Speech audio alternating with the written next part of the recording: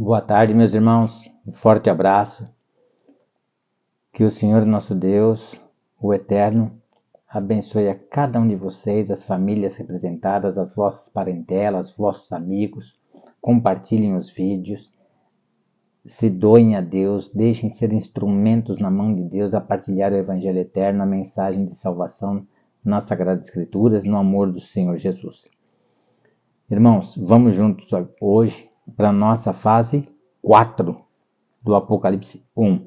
Várias fases assim, dá para a gente esmiuçar melhor, se aprofundar melhor, e o vídeo não fica aí muito cansativo para quem não está habituado, tá certo?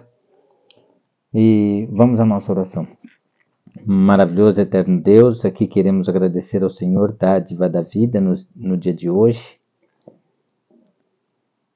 Não somos dignos nem do ar que o Senhor nos dá a respirar, mas mediante a tua misericórdia, a tua bondade e o teu santo amor, o Senhor tem cuidado de cada um de nós.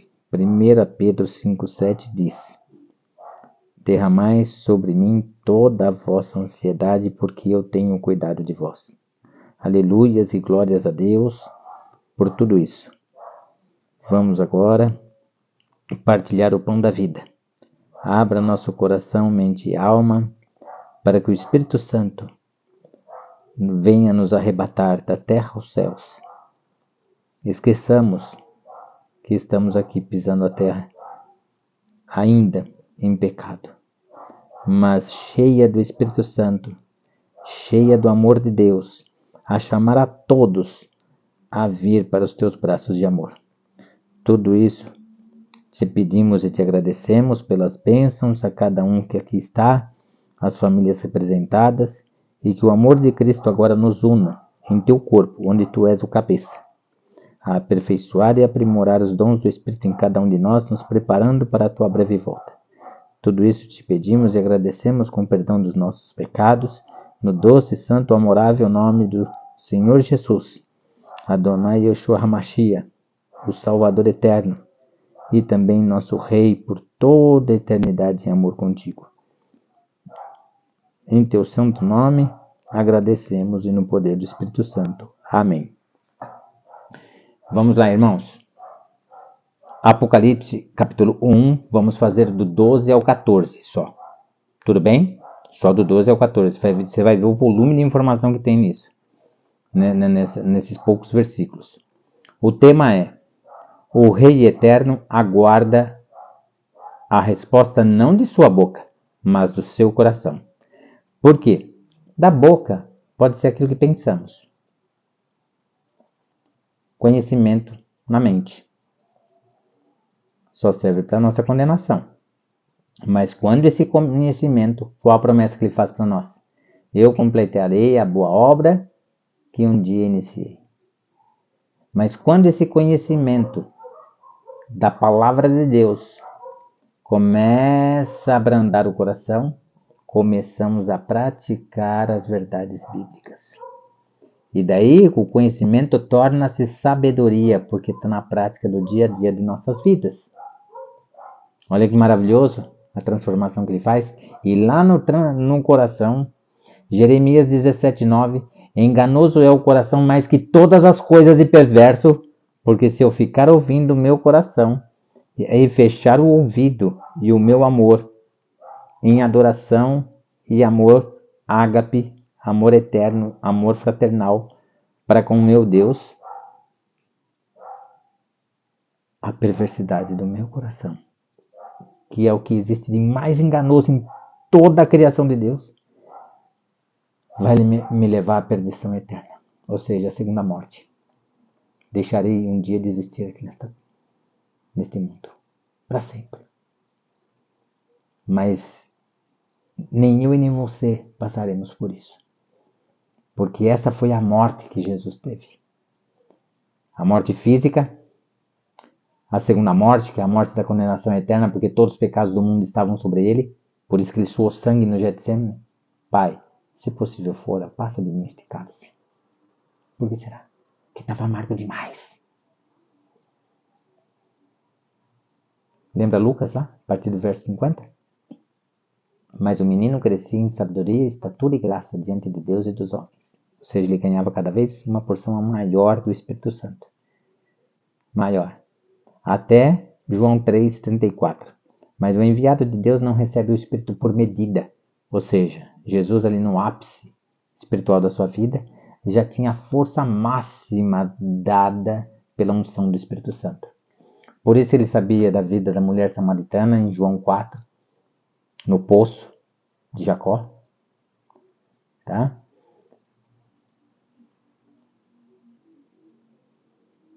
E ele recebia, por meio do Espírito Santo, toda a vontade do Pai em detalhes. Irmãos, e na cruz? É um único relato bíblico no Getsemane que Jesus orou a favor de si mesmo. E depois na cruz ele falou o quê? Pai, Pai, por que me desamparaste? Porque quando ele vai para o Getsemane, ele já não tem mais nada do Espírito Santo. Somente o fôlego de vida. Mas o amor que ele tem por mim e por você o levou à cruz. Por isso que o anjo ali apareceu no Getsemane. Porque estava Lúcifer e toda a sinagoga de anjos caídos dele a martelar a mente, espedaçando o coração do Senhor da Glória.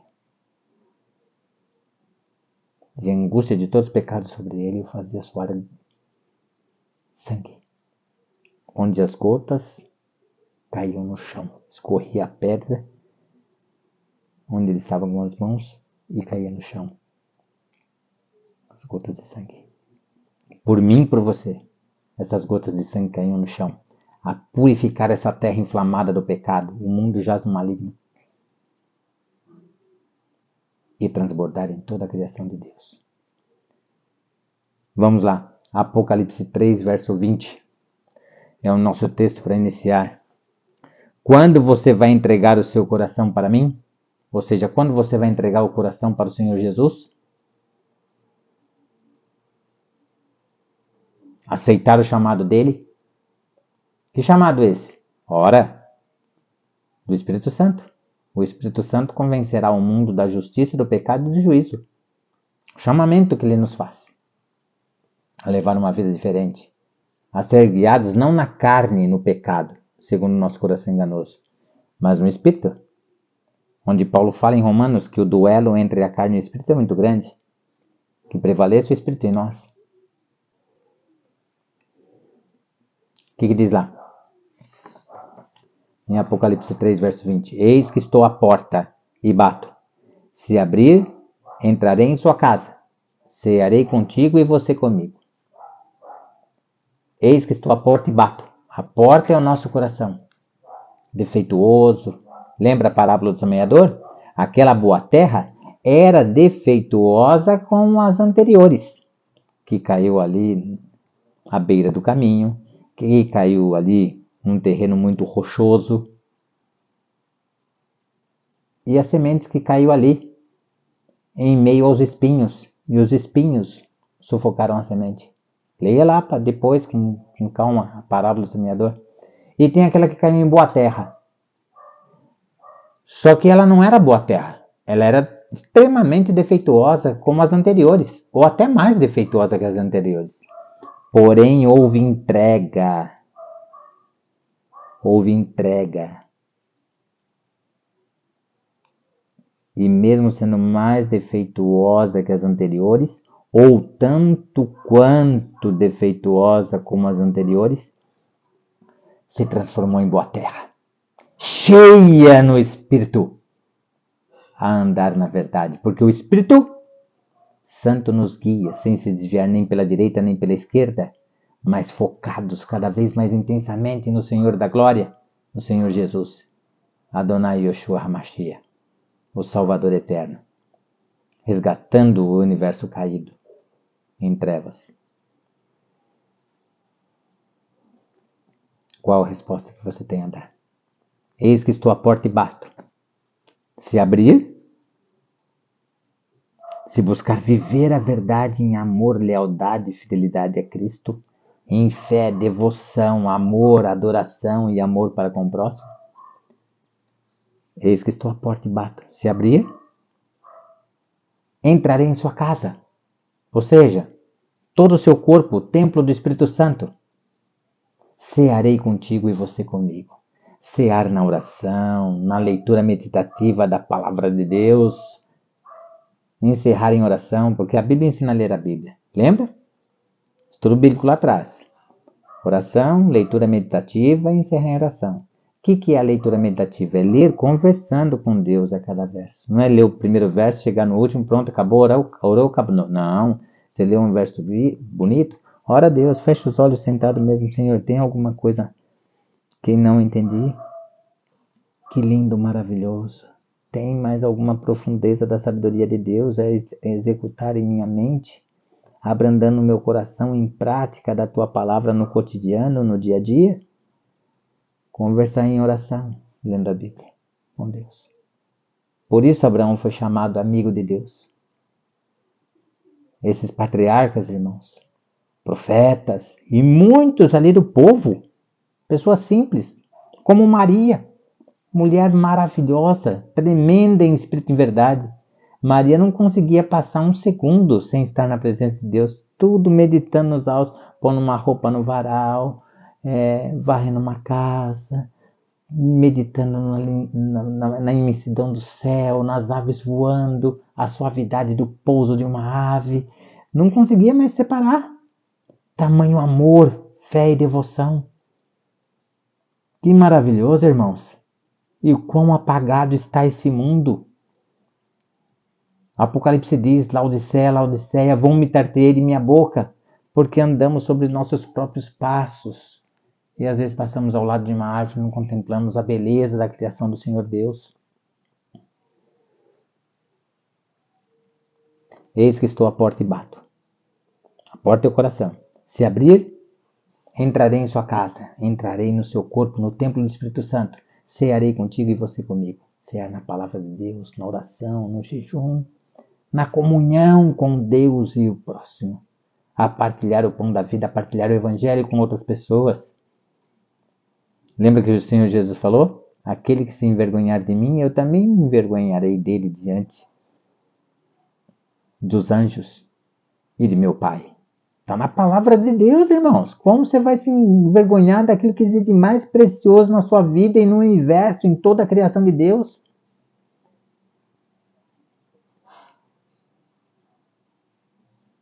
Leva um verso bíblico bonito no bolso, entrega para o primeiro aflito no ponto de ônibus que você vê, fala um bom dia para ele, fala, guarda isso na sua carteira. Fiz especialmente hoje para você. Guarda na sua carteira, mas na sua casa, ore a teu Deus, leia e guarde essas palavras no coração. A palavra de Deus faz uma promessa para nós, irmãos, a palavra não volta vazia. Tomara que seja antes, né? Mas se não for, lá no leito de dor, com alguns dias ou meses de vida, ele vai se lembrar, vai pegar na carteira, vai se lembrar do verso, sem mesmo ler. O Espírito Santo faz isso, repele todo o mal, e ele ali faz uma entrega total, se arrependendo de todos os seus pecados. E foi salvo por um missionário de Deus como você, que compartilhou os vídeos, entregou o verso bíblico para a pessoa no ponto de ônibus ou em qualquer outro lugar, partilhou a mensagem. E qual a consequência de Apocalipse 3, verso 20? Qual é o intuito de Deus? João 4,14. Quem tem sede, vem a mim e beba. Se beber da água que eu tenho a lhe dar, nunca mais sentirá sede, mas serás uma fonte de água viva a jorrar para a eternidade. A água do Espírito, uma fonte de água viva a jorrar para a eternidade. E João, 1 João capítulo 2, verso 27 ao 29. O que ele fala? Que o Espírito Santo te ensinará todas as coisas e você não mais necessitará que homem nenhum te ensine a palavra de Deus. Como aconteceu com o eunuco naquela carruagem, onde Felipe vai ali a mandado de Deus e explica Isaías 53 para ele, que é o Salvador, o Messias, que morreu por ele na cruz. E ele entende a mensagem, agarra de coração. Felipe batiza ele ali em um lago próximo.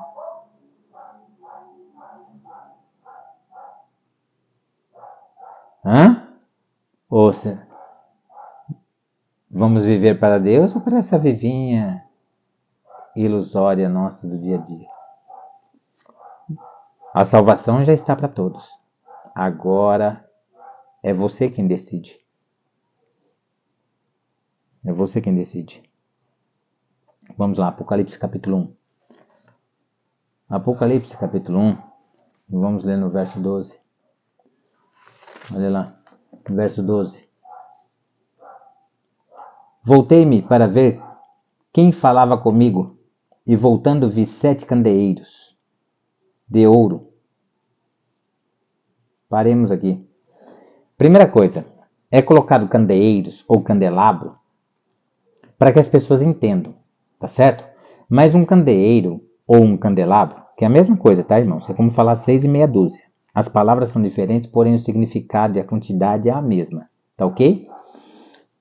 O candelabro, ele tem quantas luzes você quiser.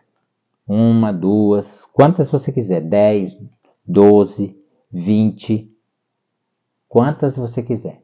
Mas se tiver 7, que é o número da grandiosidade e perfeição de Deus, e que Deus é criador de todas as coisas, por isso que Deus repousou no 7º dia. Porque não havia mais nada a ser criado.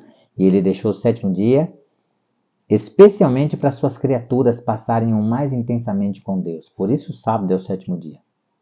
É o Shabá. E tem a tríplice bênção. O descanso, que não é deitar e dormir o dia inteiro, não. Não foi esse o descanso lá em Gênesis. Mas contemplar as maravilhas de Deus que ser criada. No hebraico, a palavra descanso tem um sentido mais genérico, muito mais rico do que o nosso no português. E depois do pecado, lógico, aí depois do pecado entra a imperfeição e a gente começa a sentir o que Adão antes do pecado não sentia, que era canseira. Então você pode, no sábado, tirar um descansinho de 2, 4 horas. Ou se você dormiu o sábado inteiro porque a semana foi muito difícil, não tem problema nenhum, você não pecou. Está no descanso do Senhor. Os meus até dormindo eu os alimento, diz a palavra de Deus. Tá ok? Então, se tiver 7 e o candelabro, eu vou pegar uma foto dele ainda em estudos mais avançados para frente aí, você vai ver como é um candelabro. Tem uma haste aqui, ó. E aqui saem 3 braços e aqui 3 braços. Então 3 aqui já são 6, mais a luz do centro, 7. Então ele não recebe o nome de candelabro, é menorá. Menorá, tá ok? E simbolizava o quê? O Messias. O que ele falou quando esteve aqui? Eu sou a luz do mundo. E no pé do menorá, na parte de baixo, tinha um recipiente onde você colocava o azeite. O azeite mais puro e de mais excelente qualidade de Israel era para o santuário terrestre, para uso de Deus, tá ok? Para uso de Deus. Aquele azeite selecionado do que existe de melhor, o mais sublime da colheita do azeite em Israel, era para o santuário. Aí uma mistura, uma pequena mistura que se fazia ali, que somente o sumo sacerdote e os sacerdotes conheciam, e estes só podiam ser da tribo de Levi. Por quê? Porque quando saíram do Egito e houve adoração ali ao bezerro de ouro, a única tribo de Israel que não existia nenhuma pessoa adorando aquele bicho esquisito, de bezerro de ouro, era a tribo de Levi. Das outras tribos, Judá, tinha gente que estava adorando bezerro de ouro, tinha muita gente que não estava. Das outras tribos, todas houve pessoas ali adorando bezerro de ouro. Mas a tribo de Levi não havia um sequer. Então Deus pegou a tribo de Levi. Vocês não têm herança? Lembra? Na divisão das terras? A herança da tribo de Levi é o Senhor. E essa tribo de Levi, ela ficou encarregada de cuidar somente das coisas de Deus, do santuário terrestre, e era a tribo de Levi que levava a palavra de Deus a todas as famílias em Israel. Deus separou a tribo de Levi. Tá certo? Para ele. Somente para ele. Por isso que o primeiro sacerdote ali, né? Nós vemos que o primeiro sacerdote ali foi Arão, irmão de Moisés. Tá ok? Então, o nome correto é Menorá. Tá bom? Menorá. Vou soletrar para você. M-E-N-O-R-A-H.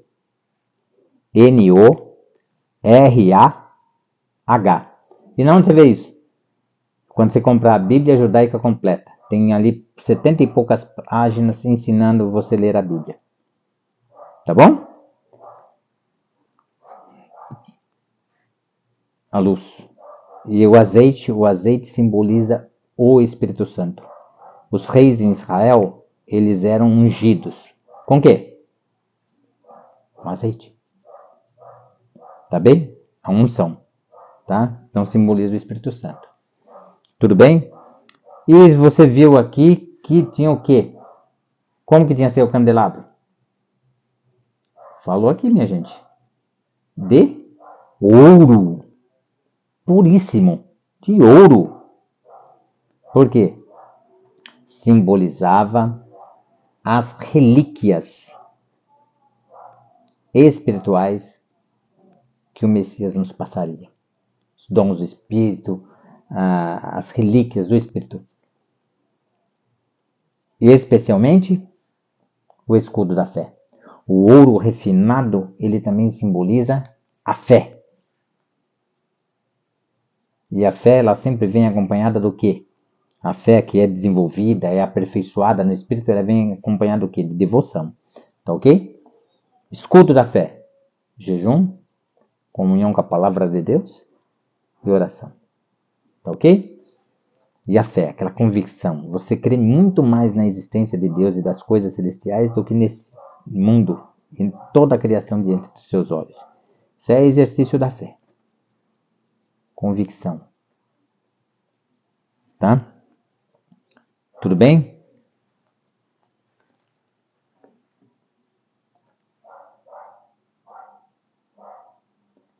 O verso 13. E no meio dos candeeiros, um semelhante ao Filho do Homem.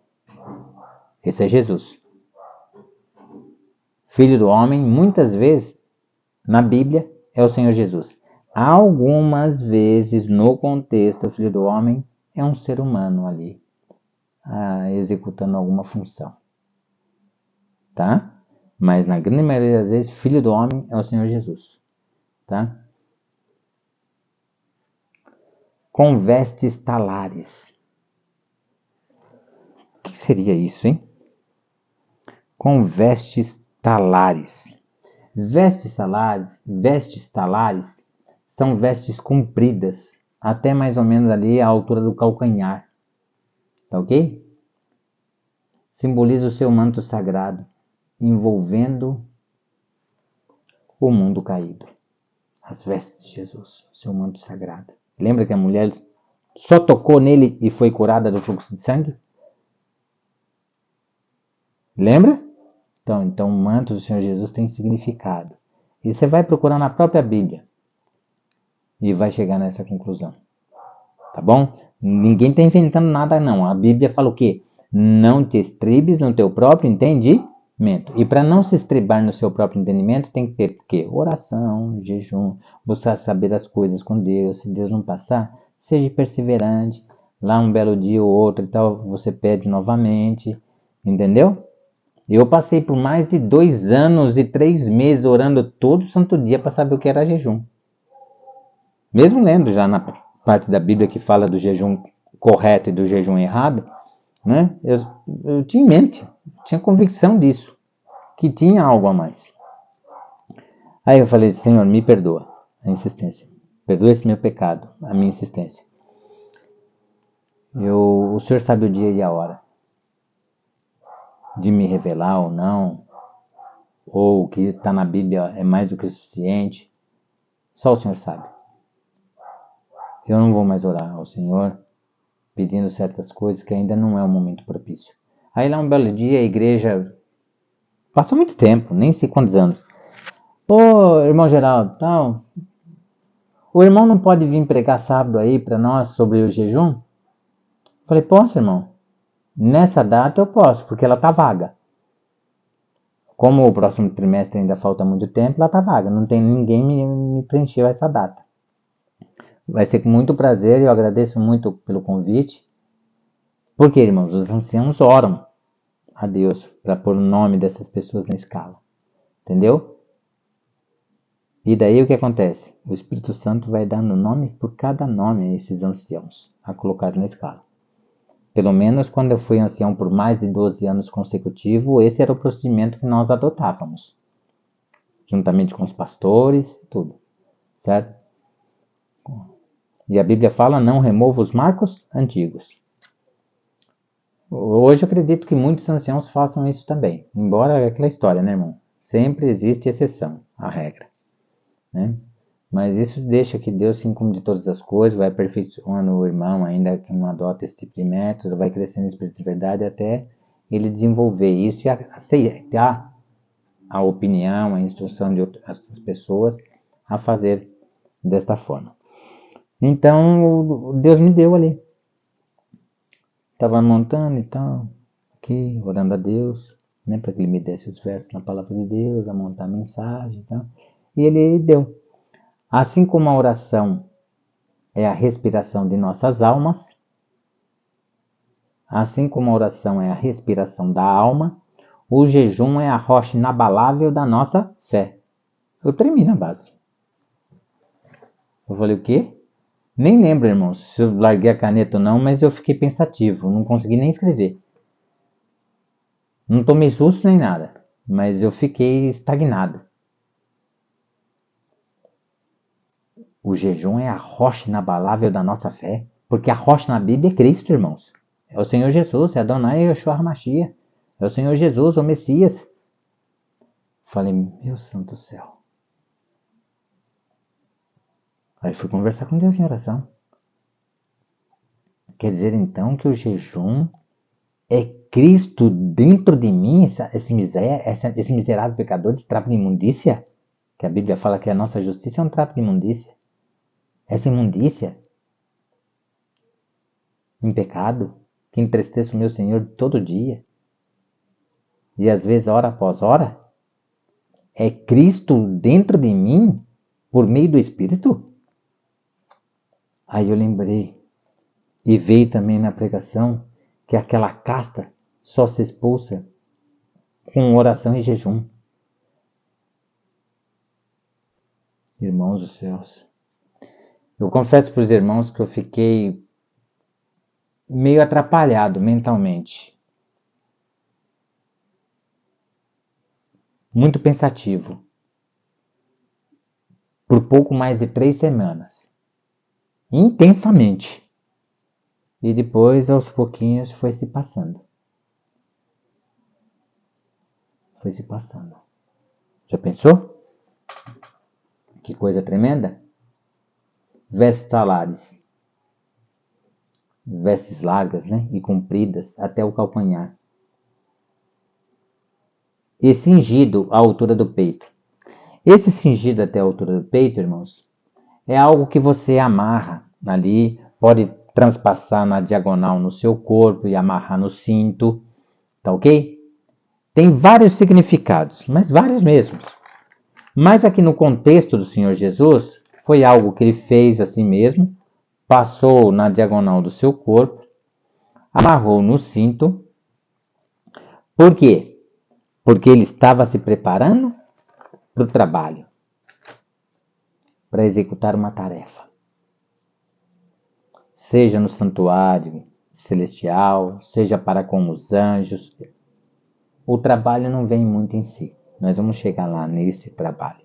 Lá no verso 15. Tá?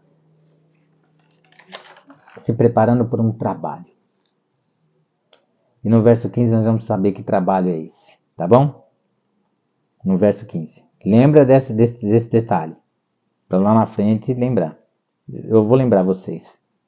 tá? Lembra da veste cingida, que no contexto era amarrar algo na diagonal no corpo, amarrar ali no cinto, porque Jesus estava se preparando para um trabalho muito importante, muito significativo para as nossas vidas e decisivo para o universo caído. Aí nós vamos ver que trabalho era esse. Tá ok? Com uma cinta de ouro. Ih, rapaz, e agora? Uma cinta de ouro. Ouro refinado é a purificação, crescimento e aperfeiçoamento da nossa fé. Mas aqui é um cinto, tem algo a mais, não é só o ouro refinado. A resposta está em Isaías capítulo 11. Vamos lá. Isaías dá a resposta. Ele fala o que é esse cinto. Isaías capítulo 11, do 1 ao 5. Tá bom, irmãos? Vamos lá. Hein? Procura aí na sua Bíblia aí. Isaías 11, antes de Jeremias. Isaías 11. Tá aqui. Isaías. É isso aí. Tá ok? Vamos lá. E tem várias coisas aí, né? Primeiro ele fala, olha, do tronco de Jessé, ou seja, da descendência de Jessé, pai de Davi, do tronco de Jessé sairá um rebento. E agora? Rebento é renovo, tá? São palavras sinônimas. Um rebento. Rebento do quê? Vamos abrir no lado também. Você vai ter que ir no Espírito, em oração, ou o Espírito Santo te entrega de mão beijada, ou você tenta deduzir e saber o que é. E depois pergunta para Deus se é isso mesmo. Um rebento. Lembra que ele falou para a mulher samaritana? Serás uma fonte de água viva a jorrar para a eternidade? Então, de acordo com o contexto da palavra de Deus, pode ser um rebento de águas no Espírito. Tá ok? Um rebento de águas no Espírito. Capaz de restaurar, transformar, renovar e até mesmo renascer tudo o que existe. Ué. Quando Jesus criou todas as coisas, ele não falava e as coisas se faziam? Por quê? Porque ele falou, a palavra é espírito e vida. Se é espírito, tem a capacidade de gerar vida. Entendeu? É isso aí. E das suas raízes. Ih, rapaz, o negócio tá ficando difícil, hein? Das suas raízes. Vamos lá. Que raiz é essa? A Bíblia responde. João, capítulo 1. Em João, capítulo 1, você tem as raízes. João 1,14. Lembra? E o Verbo se fez carne e habitou entre nós, cheio de graça e verdade. A graça é a pessoa do Senhor Jesus. Salvação para todos nós no sangue dele.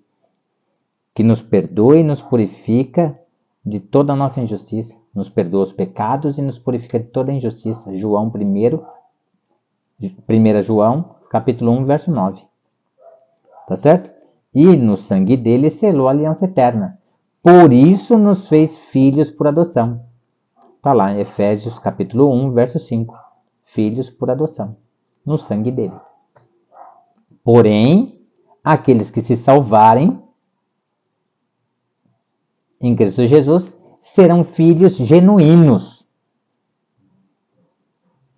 Imagem e semelhança de Deus. Porque não tem mais o pecado.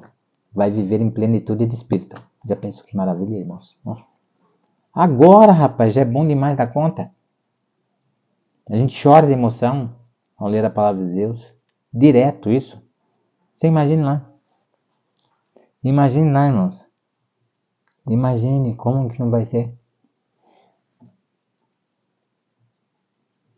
Cheio de graça e verdade. E vimos a sua glória. Glória como do unigênito do Pai. Única gênese, tá? Unigênito é única genética, tá? Ou seja, o poder que o Pai tem, ele tem, o amor que o Pai tem, ele tem, tá?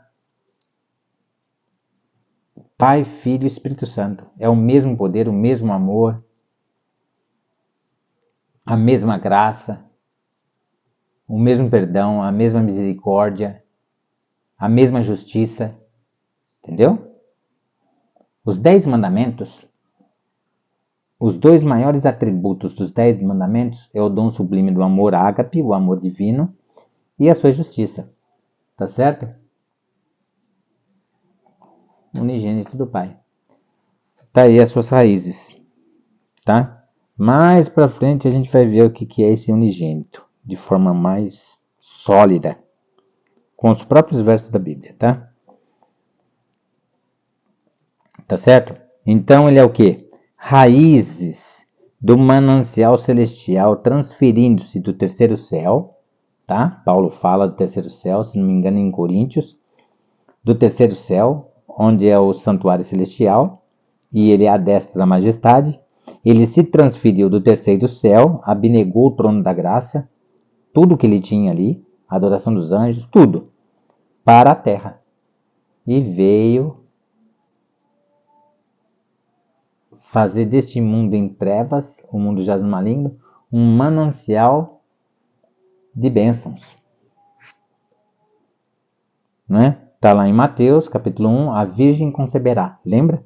A virgem conceberá. E o seu nome será Emanuel, Deus conosco. Por quê? Emanuel é o nome do Senhor Jesus também. Deus conosco. Porque se você pegar o livro de Lucas dá o ciclo do sacerdócio do nascimento de João Batista, por meio do pai dele. Por meio do pai de João, por meio do pai de João Batista. Daí você pega, acrescenta 6 meses. Você descobre a data que Jesus nasceu. Não a data específica, mas o período de tempo. Jesus nasceu na festa dos tabernáculos, que significa Deus conosco. Uma eternidade em amor com Deus. Tá? E a festa dos tabernáculos era ali de 15 de setembro a 15 de outubro. Tudo bem? Tudo tranquilo? Ah, mas, professor geral, eu queria saber fazer esse cálculo. Calma, rapaz, calma. Nós estamos começando agora. Vai chegar nisso? Vai. Nós vamos ter uma pregação específica sobre o nascimento de Cristo. Você vai chorar aí nessa cadeira, você vai tremer. Vai ser de torcer o bigode, irmãos. Entendeu? A lágrima vai rolar, vai pingar no chão. Aguenta aí. Aguenta aí, tá bom? Fique calmo, tá? Tá certo? Isaías 9:6. Esse aí não tem jeito. Esse aí nós vamos ter que ler. Isaías 9:6. Leia o Isaías 9, quando você estiver tranquilo aí. Isaías 9, que você vai ver que maravilha. Isaías 9 é a profecia sobre o nascimento do Messias, tá? Porque um menino nos nasceu, um filho se nos deu. O governo está sobre os seus ombros. Olha, irmãos, que missão. Ai, ai, ai. Tá sentindo o drama lá das vestes talares? O trabalho que ele iria executar? O governo está sobre os seus ombros. E o seu nome será Maravilhoso Conselheiro. O que ele foi para Lúcifer nos céus, para que Lúcifer deixasse dos seus planos, do seu propósito. Em síntese, do seu próprio suicídio aos poucos, contra si mesmo. Maravilhoso Conselheiro, Deus forte, Pai da eternidade, Príncipe da paz.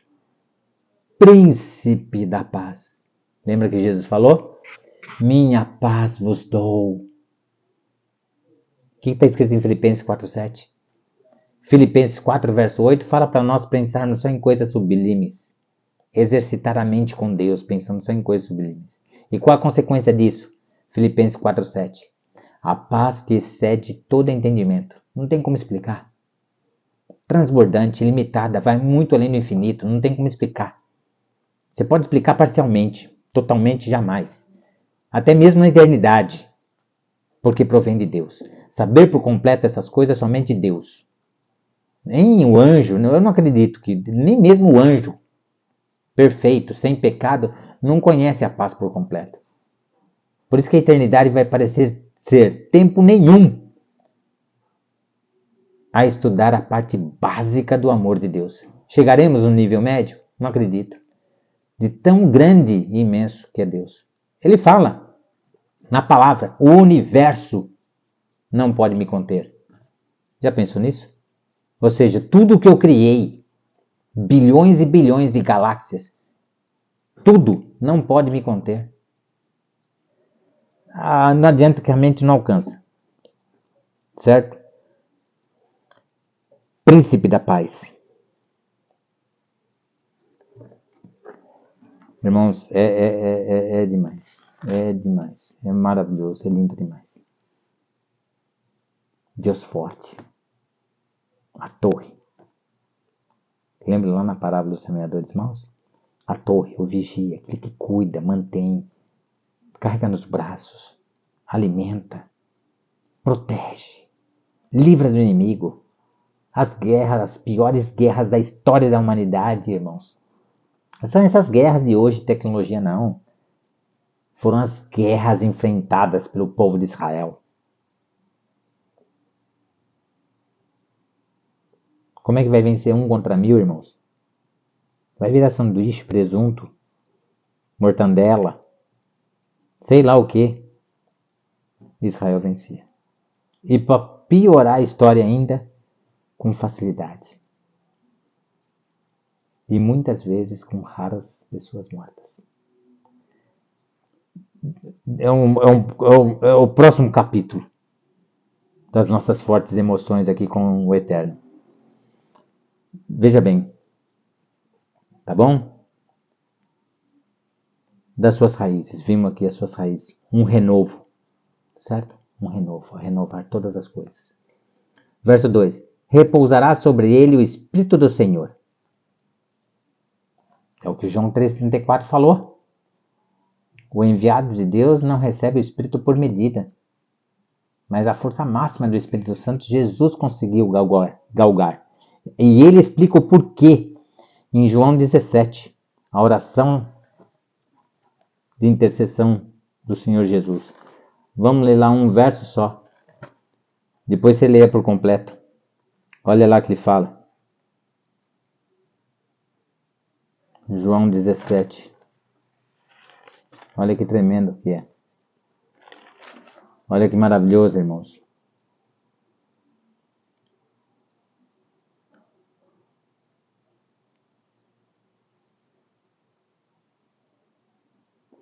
João 17, verso 19.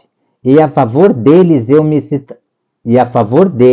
ou seja, o povo, a humanidade, e a favor deles eu me santifico a mim mesmo, para que eles também sejam santificados na verdade.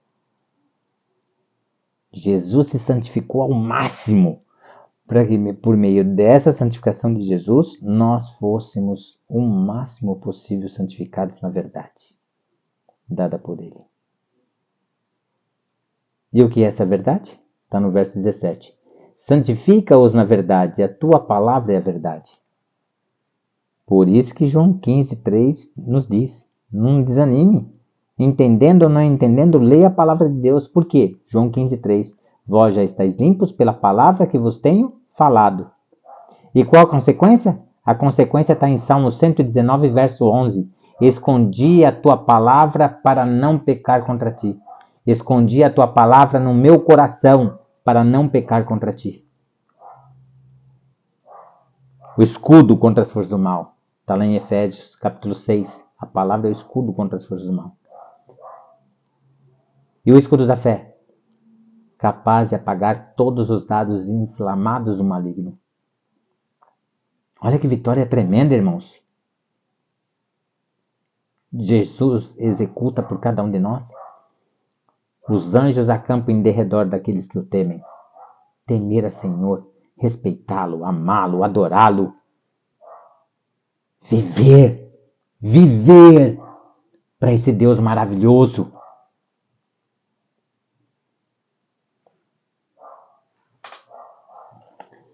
Vamos lá.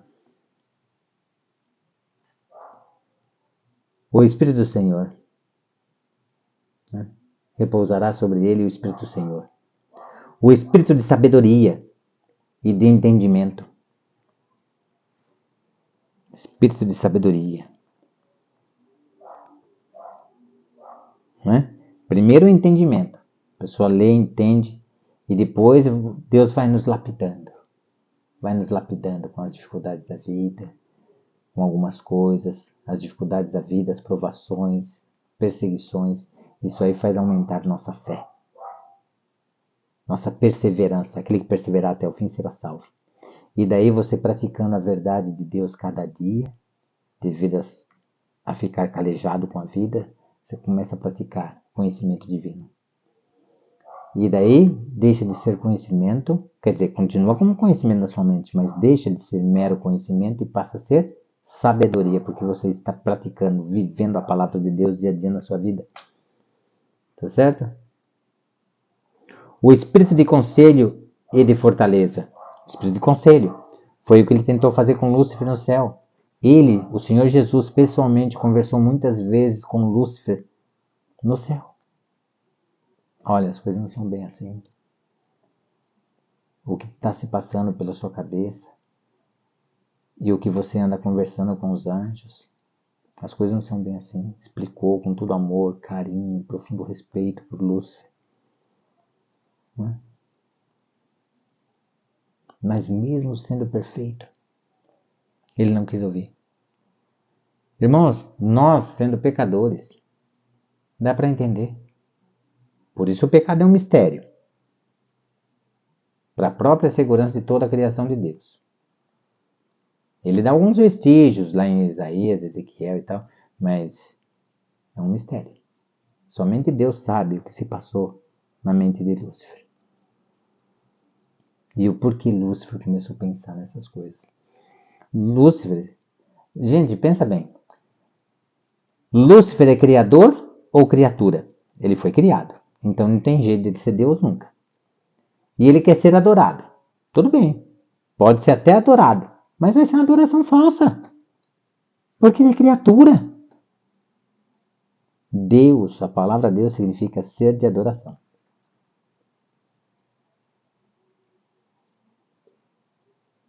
É por isso que o pecado é um mistério. Não adianta ficar quebrando muito a cabeça aí não.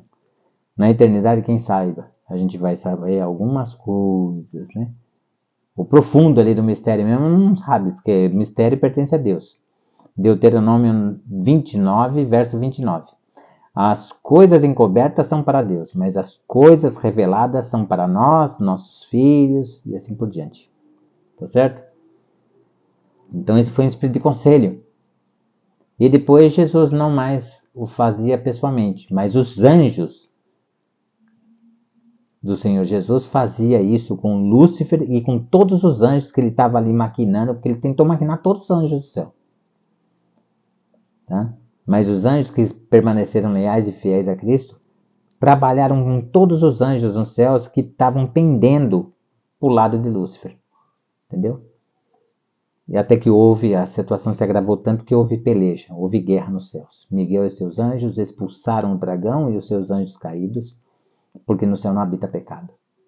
E tamanha rebelião ali que eles fizeram contra o Senhor Jesus. Tá. Espírito de conselho e de fortaleza. O Senhor Jesus não quis, mas teve que usar o quê? O lado da fortaleza desse espírito de conselho, que foi a guerra, expulsando eles do céu. Tá certo? E Deus é tão honesto e verdadeiro de coração que o Senhor Jesus se aparta do poder dele como sendo Deus, assumindo momentaneamente a forma de anjo Miguel. Miguel é quando o Senhor Jesus está em guerra. Daí ele convoca todos os seus anjos e vence essa guerra contra Lúcifer. Porque se Jesus for batalhar com ele como sendo Deus, aí não é batalha, irmãos, é um massacre. É que nem você pegar aí um lutador de boxe, aí, Mike Tyson, sei lá quem, e estraçalhar, moer, triturar, fazer uma paçoca de um recém-nascido. Um paralelo, né? Uma comparação. Tá certo? Para a gente poder meditar nisso. Nessas coisas. Espírito de conselho e fortaleza. O espírito de conhecimento e de temor do Senhor. Ou seja, o conhecimento passado pela palavra de Deus. Né? Vai ali abrandando o coração. Você vai largando de alguns pecados. A quantidade de pecados diminui. E a intensidade e a gravidade também dos pecados vão diminuindo. Isso é o quê? Isso é temor do Senhor, que é o princípio da sabedoria. Você passa a perceber que você precisa levar uma vida diferente. Não, isso aí eu fazia, mas não faço mais. Isso aí não é propósito de Deus para minha vida e nem para a vida de ninguém. Então, não é? Eu tinha um costume. Umas 3, 4 vezes por ano eu jogava na cena. E o pior é que teve uma vez na minha vida, rapaz, que eu quase ganhei uma cena acumulada. Eu acertei alguns números e o outro passou ali. Os outros saíram tudo vizinho do número que saiu. Até o dia que eu me descobri, né? O irmão mostrou para mim que jogar para se ganhar dinheiro, certos tipos de jogo é pecado. Os jogos interativos em que você troca inteligência emocional, inteligências múltiplas, não são pecados, tá? Como, por exemplo, jogar xadrez, entende? Agora, cartas, carteado, baralho é um jogo que vicia, certo? Fica naquela gana de ganhar. Xadrez é isso, não. Xadrez você perdeu, mas você gosta mais de perder do que de ganhar, porque você está aprendendo, é um grande conhecimento, é um grande aprendizado. Eu não conheço um jogo que seja mais rico do que xadrez, em termos de desenvolvimento de raciocínio. Aliás, criança que tem muita dificuldade em matemática, física e química na escola, põe para jogar xadrez, melhora. A dificuldade diminui. Você entendeu? Então é isso. O espírito de conhecimento e de temor do Senhor. O temor do Senhor, já diz a palavra de Deus, o temor do Senhor é o princípio da sabedoria. Respeitar, ter zelo pelas coisas de Deus. Não, essas coisas de Deus vai ficar ali no alto, naquele cantinho ali, onde a criança não mexe. Vou pôr uma toalhinha por cima, para não ficar empoeirado. Ter zelo com as coisas de Deus. Não é um dia tá aqui, outro dia tá colar, outro dia o gato pegou, carregou. Não é verdade, irmãos? Deixei no lugar baixo, não sei o que aconteceu, o gato vizinho entrou aqui, deu uma mordida, carregou, o cachorro, sei lá, ficou em cima da cadeira, o cachorro deu uma dentada naquilo lá e saiu carregando, brincando com aquilo lá, espedaçou todas as folhas da palavra de Deus. É uma coisa, irmãos, que pode acontecer, ninguém está livre disso, de um descuido. Aí então ser zeloso, certo? Ser zeloso. Não é piadinha não, tá, irmãos? Porque as coisas de Deus é coisa séria. Certo? A gente pode contar uma história aqui para focar certa coisa da Bíblia. Mas não é uma piadinha, nem algo de mau gosto. Entende? Tá certo? Vamos lá então. Deleitar-se-á no temor do Senhor. Então o Messias ia se deleitar na obra de Deus. E foi, irmão, uma das maiores alegrias do Messias, se não a maior, foi ter vindo a esse mundo e resgatar esse mundo para Deus, para o Pai. E o Pai vai entregar para ele. Ele vai reger todas as coisas. Por quê? Porque, presta bem atenção. Está lá em Salmo 33, versos 6 e 9. E João, capítulo 1, de 1 a 3. João diz que Jesus é o verbo. Tá? no grego, tá? Jesus é a palavra. Por quê? Porque é a palavra no grego que determina o sentido da oração. No português, não. No português é o verbo que determina isso. Tá ok? Então, o que é isso? Jesus é o princípio ativo, aquele que age a realizar as coisas de Deus. Por exemplo, a criação do nosso universo. Certo? Meditando nas coisas de Deus, você pode ver ali que houve um planejamento e tal, e houve um consenso nesse projeto, nesse planejamento, nessas metas, nessa organização de que esse universo deveria ser criado, mesmo caindo em pecado, porque Deus anteviu o pecado. Mas ali, quando ele passa o primeiro sábado com Adão e Eva, instruindo em toda a sabedoria, todo o poder de Deus, era algo que podia ou não acontecer. Né? Tamanho poder de Deus. E daí o que acontece? Mesmo Deus fazendo o possível e o impossível por Adão e Eva, eles caíram em pecado. Né? Então, houve a necessidade do plano B. Deixamos o plano A, né? Deus deixa o plano A e executa o plano B. Que daí seria o quê? Uma certa hierarquia entre Pai, Filho e Espírito Santo. Lembrando que o Filho assumiu a forma de filho. O Filho não é filho. Por quê? Miqueias 5:2. E tu, Belém Efrata, posta entre pequeninas de Judá, de ti me sairá o que será Senhor em Israel, cujas origens, ou seja, o começo dele, é desde os dias antigos, desde os dias da eternidade. Ou seja, o passado infinito, ele é eterno. Ele assume uma forma que não é dele, forma de filho. Por isso que Paulo explica, forma de pecado, porém sem pecado. Por isso ele será submisso ao Pai eternamente. Mas essa submissão não diminui em nada a pessoa dele como sendo Deus. Ele falou nessa terra, em meu nome há todo poder nos céus e na terra. Ou seja, no nome do Senhor Jesus, Adonai Yeshua HaMashiach, Adonai Yeshua, sustém toda a criação de Deus. No nome, só no nome. Você imagine, na pessoa dele, o poder do santo amor dele. Deus é tão poderoso, eu creio nisso. Deus é tão poderoso, mas tão poderoso, mas tão poderoso, que ele nunca usou o poder dele. Basta a vontade no santo amor dele. E as coisas se realizam.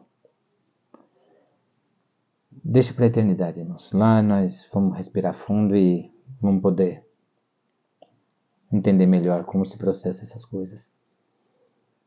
Deleitar-se-á no temor do Senhor. Não julgará segundo a vista dos olhos, mas segundo a vista dos olhos ele vai ter amor, compaixão, resgatar.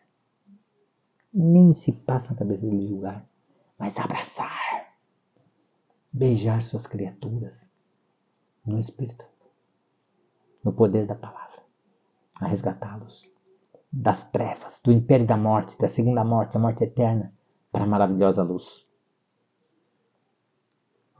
Nem repreenderá segundo o ouvir dos seus ouvidos, mas com amor vai ali resgatá-los, carregar no colo. Não foi o intuito dele? De tanta blasfêmia que disseram contra ele? Lembra aquela passagem no Evangelho, na vida de Cristo ali? Jesus em missão, em vida ali, conversando com eles. E alguém diz ali no meio deles, ele expulsa os demônios pelo poder de Beelzebu, o príncipe dos demônios. Irmãos, aí Jesus alerta. Toda blasfêmia será perdoada. Blasfêmia contra o Pai, contra o Filho. Mas aquele que blasfemar contra o Espírito Santo é réu de pecado eterno. É o pecado imperdoável. É o único pecado imperdoável é a blasfêmia contra o Espírito Santo. Qualquer um cego, um surdo ali, um cego, surdo e mudo,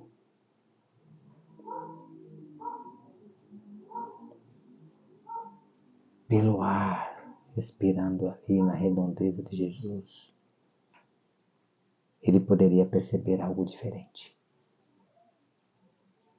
algo sublime, que é o Espírito Santo.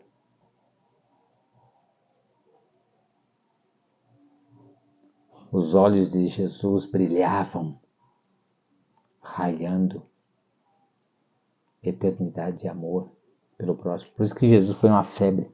Multidão. Você já pensou? Você é comerciante e a cidade vazia. Prejuízo. 2.000 porcos se atiram no lago. Jesus pergunta, né? Aquele rapaz lá em Decápolis. Lembra? Grilhões ele espedaçava. Algemas ele quebrava. Ninguém podia deter ele. Aí Jesus pergunta, qual é o seu nome? Meu nome é Legião, porque somos muitos. Manda-nos para os porcos. Jesus mandou. E cerca de 2.000 postos se atiraram no precipício, caíram no mar e morreram afogados. Isso significa então, irmãos, que cerca de 2.000 espíritos imundos, ou demônios, da forma como você queira, estavam naquele jovem. Daí ele implora para Jesus deixar ele ir, entrar no barco, e junto com Jesus ele fala, não, volta à tua casa e fala da compaixão que o Senhor teve contigo. E aquele missionário fica ali. Por quê? Porque o povo dali, de vez ver a maravilha que foi feito com o jovem, viu o prejuízo dos 2.000 porcos e pediram para ele se retirar da cidade. Ele se retirou, mas deixou um missionário ali. Decápolis significa 10 cidades. Eram 10 cidades ali, significativas na época. E todo mundo conhecia o louco, o lunático, sei lá como o povo chamava, o possesso e assim por diante. Ele é conhecido por todos. E aqueles que não o conheceram ouviam falar muito dele. Era o principal personagem ali da época. E aí passa a ser o quê? Um missionário a anunciar o Evangelho eterno ali. Como testemunho vivo do Messias ter passado por ali. Coisas tremendas, irmãos. Deleitar-se-á no temor do Senhor. Não julgará segundo a vista dos olhos, mas seus olhos raiavam amor ao próximo. Nem repreenderá segundo o ouvir dos seus ouvidos. Não, acolherá tudo e a todos com amor, resgatando das trevas para a luz. Misericórdia, irmãos. Lembra que Jesus falou para a liderança? Misericórdia quero. Mas julgará com justiça os pobres e decidirá com equidade. Julgará em tempo certo, tá? Não é na vinda do Messias, não. Aqui precisa tomar cuidado com Isaías, porque Isaías está falando do presente, às vezes fala do passado, e de repente, no meio do mesmo verso, ele lança um olhar lá para um futuro distante. Por isso que fizeram confusão com o livro de Isaías na época, os judeus, tá? Eles imaginavam o Messias vindo e salvando eles politicamente do jugo romano. Primeiro libertar do pecado, para depois instaurar, libertar do pecado, ser morto na cruz, para depois instaurar o reino prometido. Mas julgará com justiça os pobres e decidirá com equidade, ou seja, com equilíbrio, a favor dos mansos da terra. Lembra lá o Sermão da Montanha, que fala dos mansos da terra?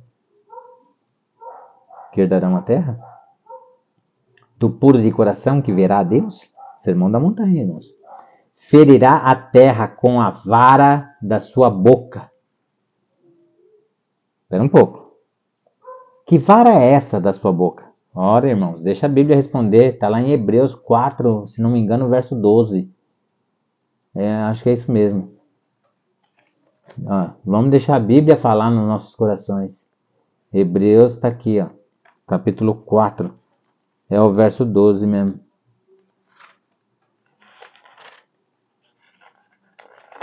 Olha o que diz lá. Porque a palavra de Deus é viva e eficaz e mais cortante. Tá vendo? Porque a palavra de Deus é viva. Ou seja, é espírito e vida. Por ser espírito, gera vida. O próprio Jesus disse que a palavra é espírito e vida. Porque a palavra de Deus é viva e eficaz. O que é eficaz? Eficiente é quando você explica uma matéria em uma sala de aula e a maioria dos alunos entende, mas fica 4 alunos ali com dúvida. Você foi eficiente. A maioria entendeu. Agora, eficaz é quando você atinge a totalidade. A perfeição. Você explicou detalhadamente tudo e toda a sala de aula entendeu. Ninguém teve a mínima dúvida. Você foi eficaz. Você foi perfeito. Agora aqui, na realidade, pelo que ele fala aqui, a palavra de Deus está muito acima da perfeição. Presta atenção. Porque a palavra de Deus é viva e eficaz e mais cortante do que qualquer espada de 2 gumes. Você sabe o que é espada de 2 gumes? Ela corta na ida. A pessoa aceitou a Cristo para a salvação. Ah, não, morreu persistindo, não aceitando o perdão divino? Ela corta ao contrário. Ela corta dos 2 lados. Foi o caso do ladrão na cruz.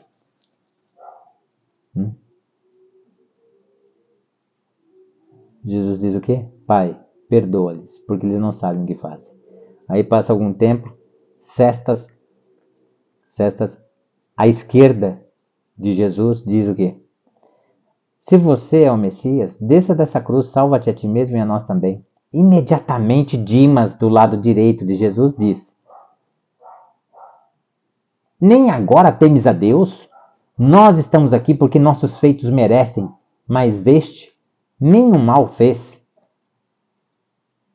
Aí Dimas deixa de olhar para cestas, olha para o Senhor da Glória e diz, confessando Jesus como o Messias diante de toda a multidão: Senhor, lembra-te de mim quando entrares no teu reino. Jesus, devido ao impacto da cruz no chão, que foi a hora de mais intensa dor, onde suas mãos se rasgaram naqueles cravos imensos. Cravos imensos, irmãos, de 12 a 18 centímetros e quadrado, tá? Não é aquele cilíndrico que mostra no YouTube, não. Aqueles eram para pessoas de posse, para construir algumas coisas, carruagem, sei lá o que, ou casas, tá? Mas era quadrado, cravos feitos de forma mais rústica e mais barata, ainda mais para usar como prisioneiro. Jesus no centro ali, entre os 2 ladrões, porque quem ficava no centro era o pior criminoso.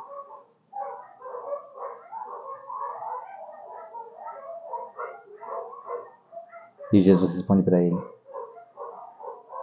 Aí para, se endireita um pouco na cruz e olha de lado, olhando para Dimas. Ainda hoje te digo.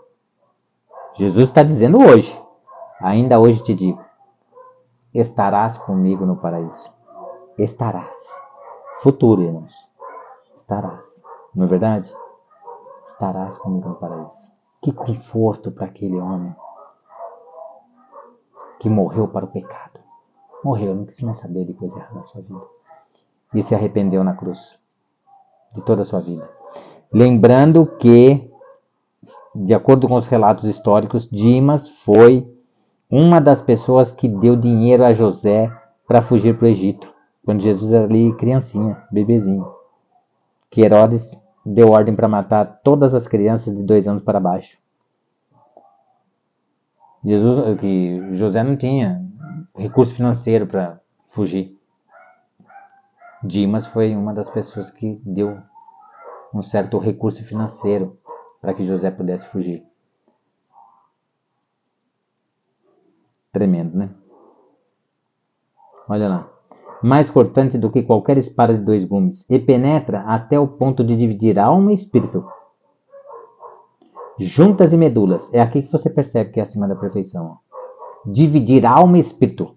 Gente, para chegar ao ponto de dividir espírito.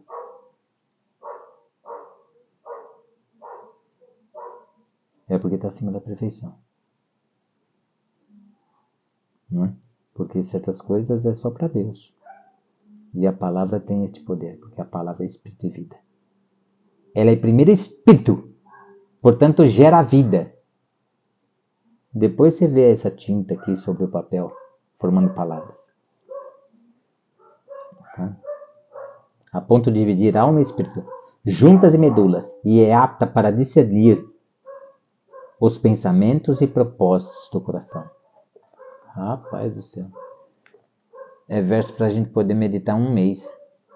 Esse verso aí dá para você fazer uma semana de oração em cima desse verso aí, que demanda muitos outros versos bíblicos. Retratar a vida, né? Transcorrer da vida de uma pessoa, por exemplo, a vida de Paulo. Nesse verso de Hebreus 4, verso 12. Tremendo, né? Vamos lá. Mas julgará com justiça os pobres e decidirá com equidade a favor dos mansos da terra.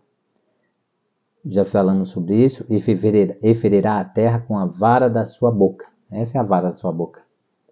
Palavra de Deus. E com o sopro dos seus lábios matará o perverso. Esse sopro também é o ruach, o Espírito. Vamos ver que sopro é esse? Segundo Tessalonicenses, está aqui, ó.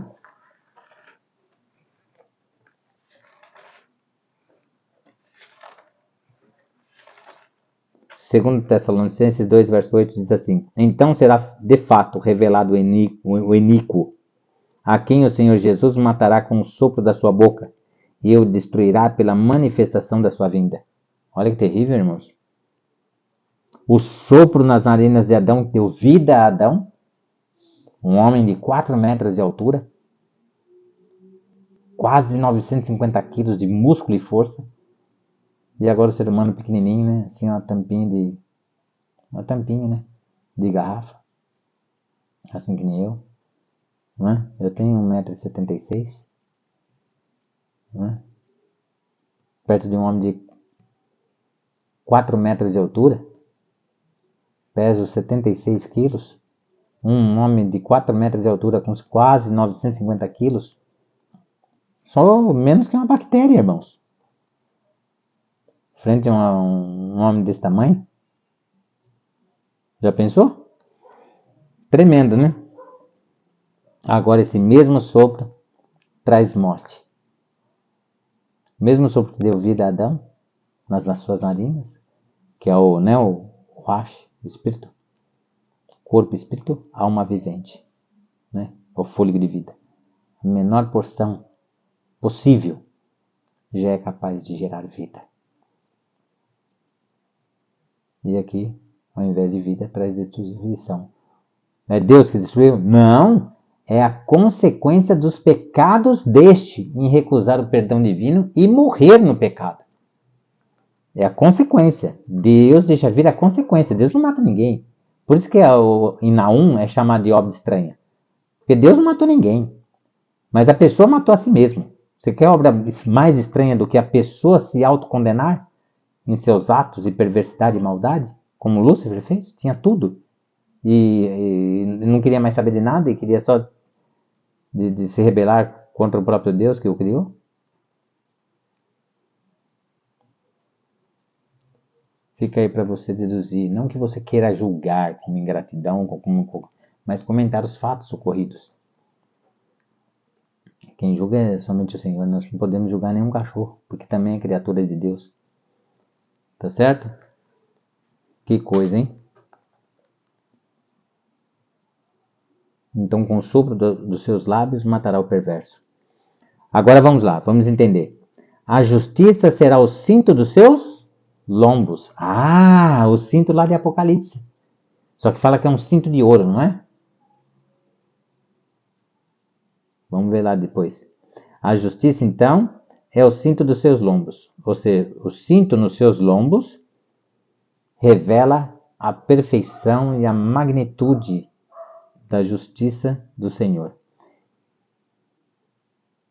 E a fidelidade, o cinto dos seus rins. Ou seja, o cinto dos rins é a sua fidelidade. Por isso, ele é a destra da majestade. Voltemos lá. Agora a gente já sabe o que é. Apocalipse capítulo 1, vamos voltar lá e ver como é que é essa história do cinto lá. História não, né? Realidade. Olha lá. Realmente, cingido à altura do peito, já falamos. com uma cinta de ouro. O ouro aqui significa o quê? As relíquias do Espírito que Jesus veio trazer a este mundo caído. Dons do Espírito. E tem um verso em João poderoso que relata isso. A lei veio por meio de Moisés, mas a graça e a verdade por meio de Jesus. E santifica-os na palavra. Santifica-os na verdade. A tua palavra é a verdade. Tá certo? Então entendemos aqui o que é esse cinto de ouro. Tá certo? E o verso 14. A sua cabeça e cabelos eram brancos como a alva lã, como neve, os olhos como chamas de fogo. Os olhos como chamas de fogo são olhos de amor. Esse fogo citado aqui é símbolo do Espírito Santo. Tá? Não é fogo que queima, não. Tá certo? Olhos como chamas de fogo, arraiar amor e dádivas divinas no Espírito. Cabelos brancos como a alva lã. Alva lã. Tá certo? Alva lã.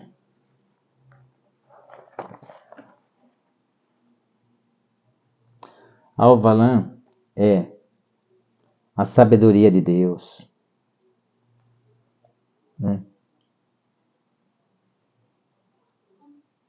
Sua pureza, sua bondade. Tá certo? E como neve? Algo suave, límpido, puro e santo.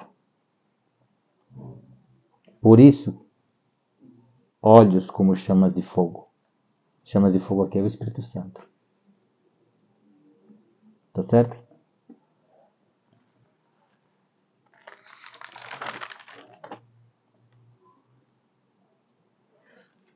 É maravilhoso, né?